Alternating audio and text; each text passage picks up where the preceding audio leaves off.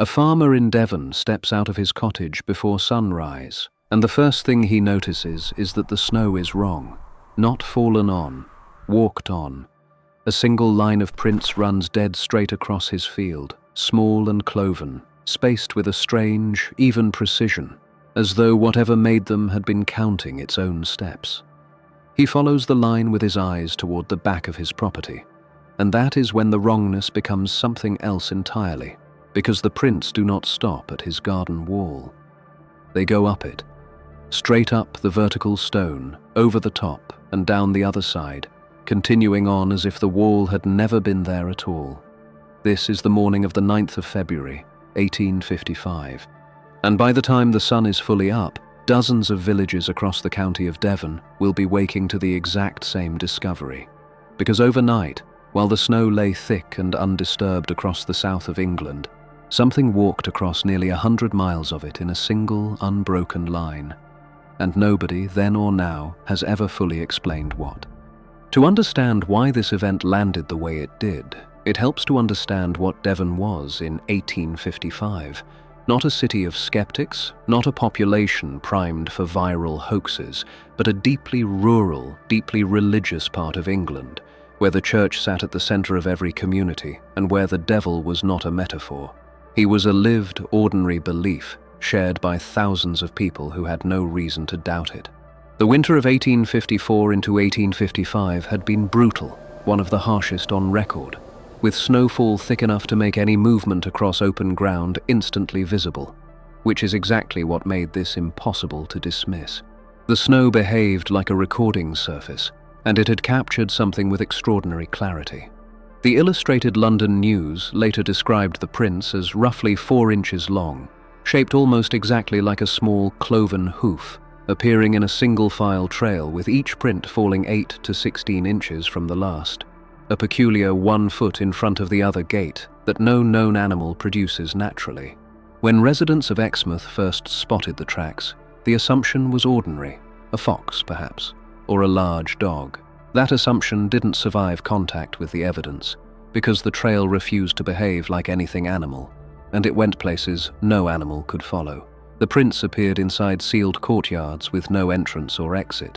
They climbed the vertical faces of walls and came down the other side without disruption. They crossed thick brush without bending a single branch. And in one recorded case, the trail emerged from one side of a narrow drain pipe and continued on the other, meaning whatever made it would have needed to be no wider than the pipe itself. And yet the prints were unmistakably not those of a rodent. Investigators who followed the tracks the following day found the line ran somewhere between 40 and 100 miles. Sources still disagree on the exact distance, through at least 30 separate parishes, a distance that would have demanded extraordinary speed to cover in a single winter's night. Whatever it was, it did not go around anything. By midday, the story had spread across the county, and the reaction wasn't calm curiosity. It was fear, because in a community where religion and daily life were the same thing, 100 miles of cloven hoofprints carried one very obvious implication, and many residents refused to leave their homes for days afterward. Packs of dogs were organized to follow the trail and flush out whatever had made it. In every surviving account, the dogs refused to go on once they reached certain stretches of track. It's a detail that tells us more about frightened animals reading frightened humans than about anything supernatural, but it did nothing to calm the county down. Letters began arriving at newspapers from across Devon, each describing the same phenomenon from a different vantage point. What stands out isn't panic, it's precision, people trying to describe something carefully and factually. And the consistency across accounts from strangers who had never spoken to one another is exactly what gives this case its unusual weight in the historical record. Of everything reported that week, one location has never sat comfortably with any explanation offered since: Littleham Cove. Witnesses describe the trail descending a steep cliff face toward the shoreline, crossing the exposed mud flats at the water's edge in that same unnaturally even stride, and then simply stopping at the waterline, not turning, not doubling back, stopping, as if whatever made the prints had walked directly into the sea and continued on beneath it. This detail proves nothing on its own. But it quietly eliminates the tidiest explanations, because a land animal doesn't walk into open water in February and vanish without a struggle, without a scatter of prints turning back toward dry land, without any sign of hesitation at all. The tide came in that night and took whatever answer there might have been with it.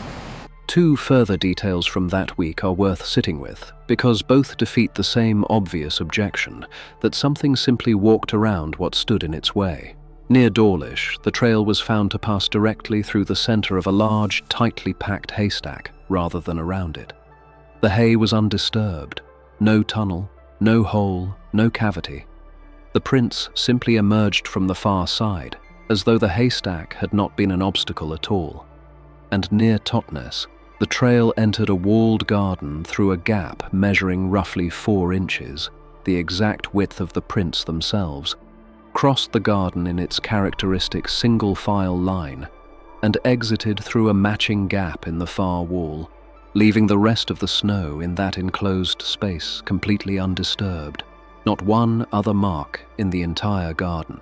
The most popular natural explanation involves a balloon or experimental weather device trailing a rope or weighted chain across the landscape. On its face, this isn't unreasonable.